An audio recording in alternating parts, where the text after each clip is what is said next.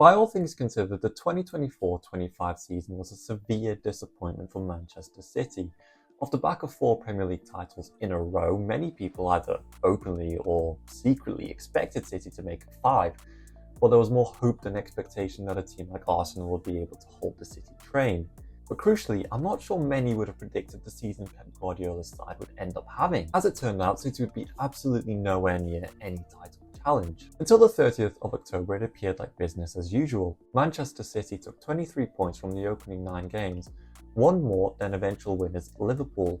However, the next 12 games would be a complete disaster, only taking 5 points from the next 9 league games, and eventually out of the title race. Now, to be completely fair, a large part of this poor run of form was down to Rodri's injury he picked up against Arsenal in September. But it doesn't explain it either, because over a month after Rodri's injury, there was only a draw away to Newcastle, which was a blot spanning 7 games. And then looking at the form after, because from the second half of the season they took 40 points.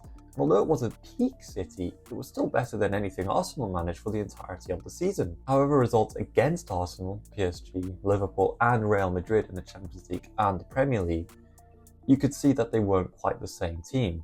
Then there was the FA Cup final loss to Crystal Palace, which for Manchester City was pretty much the cherry on top of a very, very bad cake. But for me, an equally large portion of the poor run of form was down to the fact that 12 players in the squad were over 28 and older, with 3 of those only being under 30. And on the other side, there was only 8 players in the 19 to 24 age range, while only 3 in the 25 to 27 age range.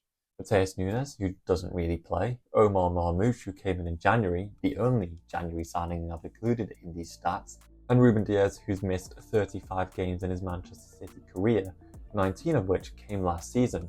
So Manchester City have become a team of too many older players, too many young players, and not enough reliable first-teamers in that physical and experienced sweet spot age range. And all of that now brings us to the now. Kevin De Bruyne's contract's expired and it looks like he's going to be off to Napoli. Rodri is back from injury and City have already signed 3 new players.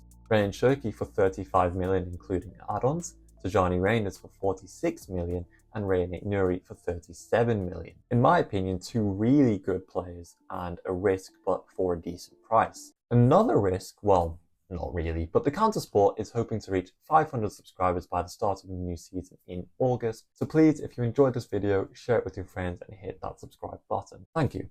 Nuri is a great signing at left back. He's very good going forward and he's solid defensively too. What will be interesting here is Nuri effectively pushes Josko Gvardiol into the centre back position, a position he's rarely played over the last few years. And I've no doubt he'll excel there because he's a really, really good player.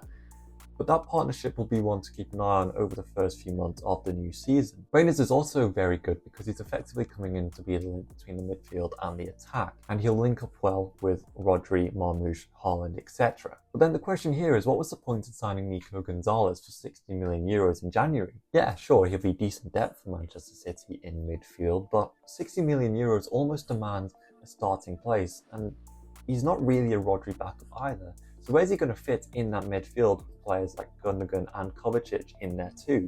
And finally, Cherki, 35 million is a good price. He's done pretty well in France for Lyon and he's a very talented player and he's still very, very young. Last season was his best by an absolute mile with 12 goals and 20 assists in 44 appearances. But it's important to note that last season was considerable outlier compared to what he's already performed in his career so far. In the 2022-23 season, he managed 5 goals and 6 assists in 39 appearances, and in the 23-24 season, in the same amount of appearances, he managed 3 goals and 9 assists. And yes, he's coming into a better team with the goal machine of Erling Haaland, but if you look at some of the other signings that have been made this summer, considerably Florian Wirtz to Liverpool, I'd actually argue that Cherki's a bigger risk than Wirtz, which is insane given the price. But the German has performed significantly higher levels than Cherki has in their career so far, which includes coming back off an ACL injury, where he managed Cherki's best season until last year with 4 goals and 8 assists in 25 appearances. And in this rare circumstance, you actually can compare the players because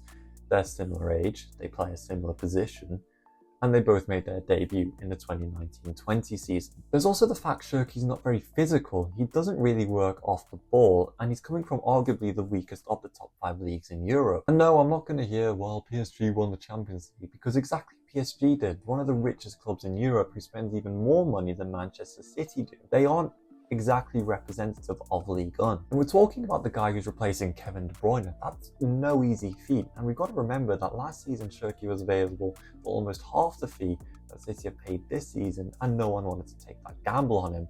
He isn't exactly a certainty. So Cherki for me is up there as one to watch this season. Was last year really an outlier, or is he actually ready to explode in a much tougher league? And what's more, it'll be interesting to see how Pep plans to use Savinho, Foden, Cherki, and Jeremy Doku all in the same team. Particularly Foden and Cherki, who have both preferred to play at right wing in their careers so far. Foden and Cherki have also played as the 10, but it'll just be interesting how that dynamic works. Then looking forward, I could see City signing maybe 2 or 3 more players. They desperately need a right back, and there's talk of Tino Livramento. They need a goalkeeper because neither Edison or Stefan Ortega are good enough anymore. And I think they also need a Rodri backup. He's only just returned from an ACL injury, and he's already playing in the Club World Cup. And if Manchester City make the final, which is on July 13th, then he'll only have really a month to have a break and then pre-season before the new season is around the corner. There's no guarantee Rodri will be back to the player he was when he won the Ballon d'Or, and his fitness will be one to keep an eye on now. But that also goes for the whole squad. Often in World Cup, Euro, Copa America, and even AFCON years, players don't tend to return to their clubs in the best form, and often take a little while to get back up to speed. But this is the whole club, and City don't have an easy start to the new season. Wolves away first, then Tottenham under new manager Thomas Frank, then Brighton away, which isn't easy, then the Manchester derby, and then Arsenal away. How prepared will they really be for those first 5 games, especially if they make it to the final of the Club World Cup? But we'd love to hear your thoughts. What have you made of City's transfer business so far? Do they need any more signings? Do you think they'll be back next season? And do you think the Club World Cup will have any impact onto how they start the new season in August? Let us know in the comment section, but for now, please like and subscribe, and we'll see you soon. Goodbye.